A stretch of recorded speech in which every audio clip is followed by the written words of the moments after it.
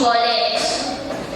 No one will say no because they are obviously afraid of the bully.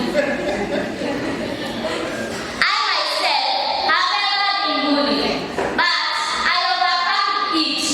And now, look at me. I'm standing here in front of all of you explaining why bullying should not